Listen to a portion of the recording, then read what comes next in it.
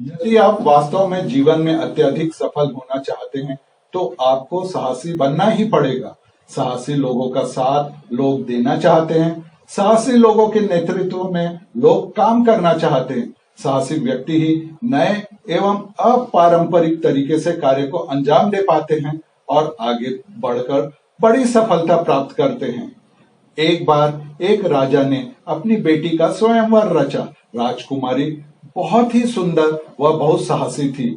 दूर दूर से राजकुमार, सेना नायक, धनपति लोग उस स्वयंवर में हिस्सा लेने आए।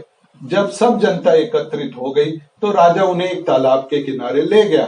उस तालाब में बहुत से मगरमच्छ तैरते दिख रहे थे। बीच बीच में कुछ सिपाही मछलियां फेंकते तो मगर कूदकर उसे लपक लेते। बाकी मगर उस मगर से मछली छीनने के लिए झगड़ा करते।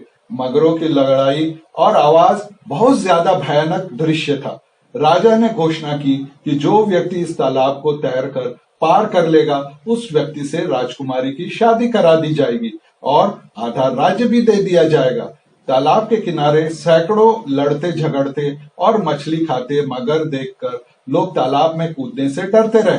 तभी एक साहसी युवक अपनी जान की परवाह ना करते हुए तालाब में कूद पड़ा। एक मगर उसकी तरफ बढ़ा, परंतु युवक को तालाब के बीच जाते देखकर वह किनारे की तरफ लौट आया।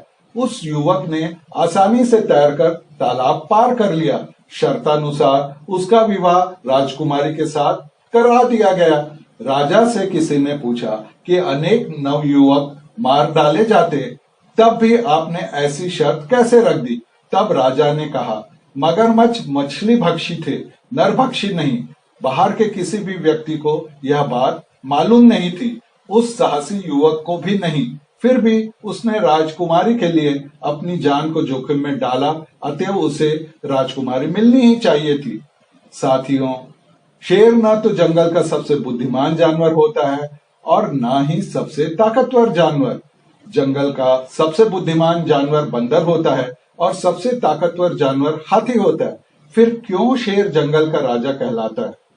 शेर केवल अपने साहस के कारण जंगल का राजा कहलाता है। यदि आप जीवन में हर मुश्किल में भी साहस बनाए रखें, तो आपको अपने क्षेत्र में ऊंचाई पाने से कोई नहीं रोक सकता। मैं तो बस इतना कहना चाहूंगा कि जीवन में जोखिम जरूर लें, भले ही वह कैलकुलेटेड हो, क्योंकि वही ऊंची उड़ान की पहली जरूरत होती है।